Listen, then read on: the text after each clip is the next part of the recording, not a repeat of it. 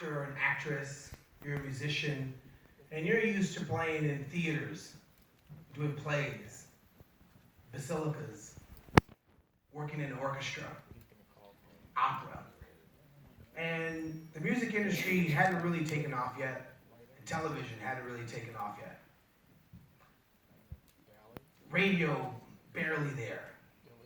Imagine that's what life was like as a creative in 1916.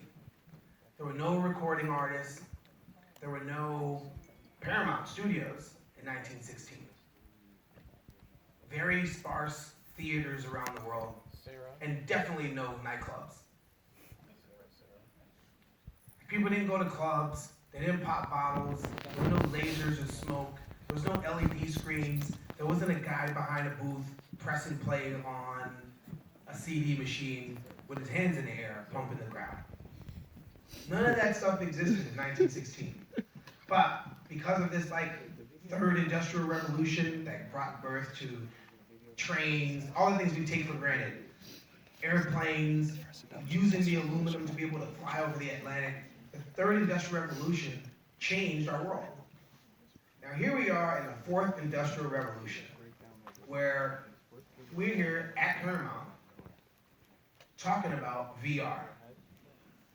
And the verbs on which creators create around haven't really been coined yet. I make records, even though the songs I make aren't on records anymore. So we still hold that, we still keep those legacy verbs in our world when we're describing the things we're making. Yo, check out my video. Really, it's just on social platforms and different people's, little hubs of community. But in this world of VR, the creators create worlds. I can't wait when it is just the norm. Like, yo, check out my world. Because what I don't want to do, I don't want musicians to do is yo, check out my VR, and I slapped the camera and just did the same thing I would do in real life, instead of creating experiences that are just as enriched as real life. And I can't wait for the day when we go from these big goggles to awesome gear, where the likes of Gucci and the Louis Vuitton and Fendi and Versace are making the stuff that we're wearing. There's no reason why we shouldn't have awesome jackets with the computation in the back to keep the headlight where the face isn't getting hot. I can't wait for the day where they're similar to clubs, where they're physical places that you go to have enriched VR experiences.